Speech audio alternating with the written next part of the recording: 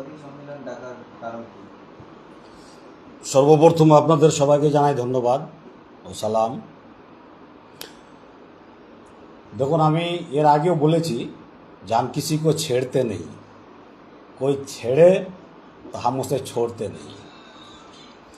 বিষয়টা হচ্ছে যে আজকে একটা ভিডিও শুনলাম, গোয়ালপুকুরের এক হরিদাস পাল,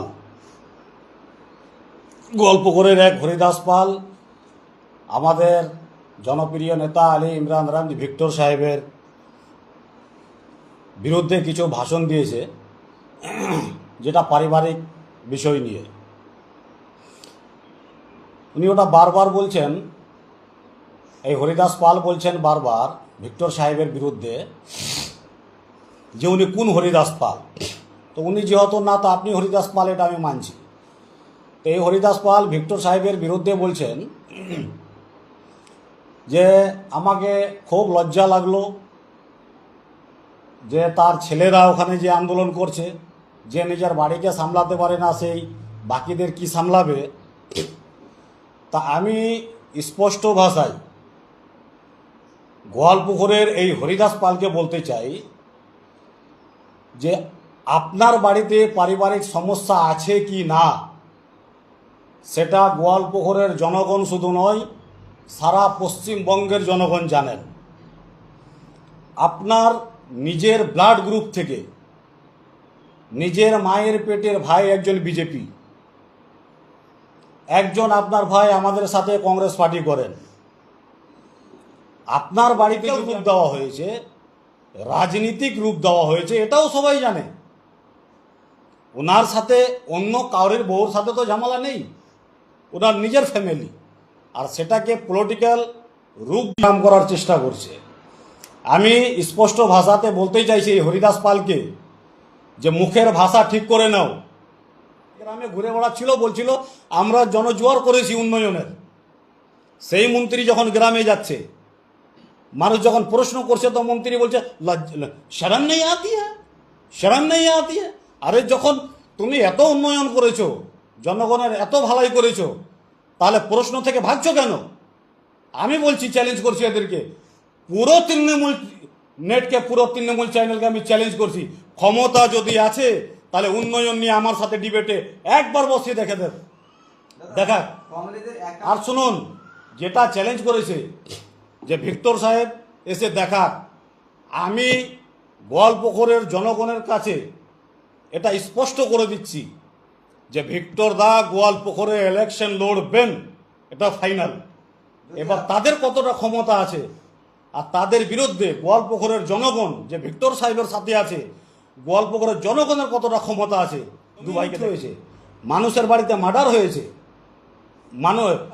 গোয়ালপুকুর মন্ত্রীর কাছে কংগ্রেসের কিছু নেতা যদি আত্মসমর্থন করে দেন, সিলিন্ডার করে দেন টিকিটকে, মন্ত্রীর কাছে গিয়ে যদি টিকিট বিক্রি করে দেন, সেটা তো গোয়ালপুকুরের জনগণ মানবেন না।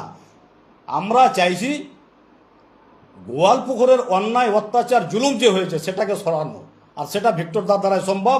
এটা আমি বলছি না, গোয়ালপুকুরের জনগণ বলছে। মন্ত্রী কত টাকা দিয়েছে ভিক্টরকে, কত টাকা দিয়েছে আপনারা জিজ্ঞেস করছেন না কেন? ওই হরিদাস পাল কত টাকা দিয়েছে ভিক্টরকে? ভিক্টর দা তো যদি রাস্তা দিয়ে যাচ্ছেন, তো মানুষ ভালোবাসা দিয়ে, ভালোবাসার বার্তা দেওয়ার জন্য ভিক্টর দার হাতে নিজেই পয়সা তুলে দেন। এরা যদি রাস্তা দিয়ে যাচ্ছে, এরা কোথাও প্রচারে গেলে তো এদের বসার জন্য একটা চেয়ার দিচ্ছে না লোক, তাহলে ভিক্টর দার যে জনপ্রিয়তা আছে সেটা দেখে এদের হিংসা। অসুবিধা নাই, এই প্রেম, এই ভালোবাসা ভিক্টর দা থাকবে। দ্বিতীয় কথা হচ্ছে, আমি এর আগেও বলেছি যে যারা বিজেপির দালাল বলছে, তারা এই 10 বছর মানে 2বার বিজেপির এখানে এমপি হলো, 2বার তৃণমূল আসার পর হলো। তৃণমূল হচ্ছে বাচ্চা, কংগ্রেস হচ্ছে ওর বাবা। তো ছেলের জন্ম তো কালকে হলো, আর যবে থেকে এই ছেলে জন্মেছে তখন থেকে সিপিআইএম হারছে, এখানে কংগ্রেস হারছে। না হয়তো এখানে 1947-এর পর থেকে কংগ্রেস এমপি হচ্ছিল, না হয়তো সিপিআইএমের হচ্ছিল, বিজেপি তো কোনোদিন আসেনি। এই ছেলে আসার পর থেকে এখানে বিজেপির এমপি হতে শুরু হয়েছে। তাহলে দালাল কে? কৃষ্ণ কল্যাণীর কাছ থেকে লক্ষ লক্ষ টাকা, কোটি কোটি টাকা কে নিয়ে এসছে? ভিক্টর নিয়ে এসছে নাকি হরিদাস পাল নিয়ে এসছে? দুর্জবাব কত টাকা কৃষ্ণ কল্যাণীর কাছ থেকে নিয়ে এসে এরা খেয়েছে? এইসব কথা চলবে না। নাম যদি স্পষ্ট না করতে পারো তাহলে তৃণমূল হচ্ছে অবৈধ সন্তান, আর অবৈধ সন্তানকে পশ্চিমবঙ্গের মানুষ এবার উঠিয়ে ফেলবে। বলছি দাদা, আপনাদের এখনো ক্যান্ডিডেট গোয়ালপুরে ঘোষণা হয়নি, ইসলামপুর দেখলাম ঘোষণা হয়নি। দেখা যাচ্ছে যদি আজকে বিকেলে নাগাদ হয়তো কালকে ঘোষণা হতে পারে। আপনাদের যে এখানকার যে মাদার কমিটির যারা ব্লক প্রেসিডেন্ট রয়েছেন নাসিমাইজারের নেতৃত্বে আমরা বারবার সাংবাদিক সম্মেলন দেখেছি যে আপনাদের সেবা দল এবং কংগ্রেসের মধ্যে একটি যে মতবিরোধ রয়েছে, দেখা গেল আজকে আপনাদের পছন্দ মতো টিকিটটা হলো না, সেই জায়গা দাঁড়িয়ে আপনাদের কি স্ট্যান্ড থাকে? আমাদের পছন্দের কিছু নাই, এটা কারো রূপ না। আমরা কোথাও বউ দেখতে যাচ্ছি না যে বউ ভালো আছে না খারাপ আছে, নাক চ্যাপটা না নাক উঁচা, এই কালো আছে না ফর্সা আছে, পছন্দের গল্প নাই। এখানে বড় একটা লড়াই আছে মন্ত্রীর বিরুদ্ধে, আর এই লড়াই আমরা লড়ছি না, গোয়ালপুকুরের জনগণ। বেশি কিছু বলার নাই, যে এই ইলেকশন হচ্ছে গোয়ালপুকুরের জন্য শেষ ইলেকশন, লাস্ট। এরপরে আর ইলেকশন হবে না। আমি যে মেম্বার ভাইরা জিতেছেন তাদের উদ্দেশ্য বলছি, যিনারা হেরেছেন তাদের উদ্দেশ্য বলছি। পঞ্চায়েত ইলেকশন আপনারা দেখেছেন, পঞ্চায়েত ইলেকশনে কি রেজাল্ট হয়েছে দেখেছেন। পঞ্চায়েত সমিতি মেম্বার আছেন, লক্ষ লক্ষ টাকা খরচা করে আপনাদেরকে ইলেকশন জিততে হয়েছে। এই রব্বানি আপনাদের জন্য ভোট চাইতে যায়নি, এই হরিদাস পাল আপনাদের জন্য ভোট চাইতে যায়নি। আপনারা নিজের টাকা দিয়ে, নিজের পয়সা দিয়ে আপনারা ভোট করেছেন, এবং অনেক ভূত আপনাদের লুটপাট হয়েছে।